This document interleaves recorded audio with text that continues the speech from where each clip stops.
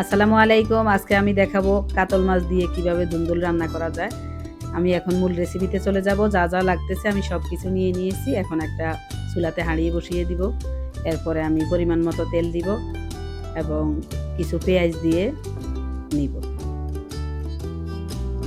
এবং পেঁয়াজগুলি আস্তে আস্তে নাড়াচাড়া করব। সামান্য কিছু নরম হয়ে গেলে তারপরে আমি কিছু কাঁচামরিচ দিয়ে দিব। এরপরে আমি সামান্য একটু আদা বাটা, 1.5 টেবিল চামচের মতো রসুন বাটা দিয়ে এবার পরিমাণ মতো লবণ, মরিচের গুঁড়া, হলুদের গুঁড়া এবং জিরা, ধনিয়ার গুঁড়া একসাথে আমি সবগুলি ভালোভাবে মিশিয়ে নিব। এরপরে আমি কিছু পানি দিয়ে 2-1 মিনিট কষিয়ে নিব। আমার কষানো হয়ে গেছে। এবার আমি আলুগুলি দিয়ে দিব। যেহেতু আলুগুলি শক্ত থেকে যায় সেজন্য আমি আলুগুলি আগে দিব।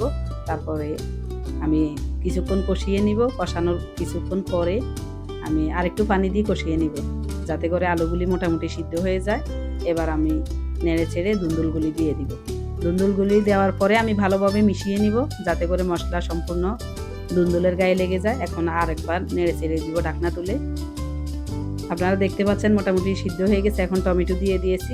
টমেটোগুলো লম্বা লম্বা ফালি করে দেখতেও সুন্দর লাগে এবং খেতেও ভালো লাগে।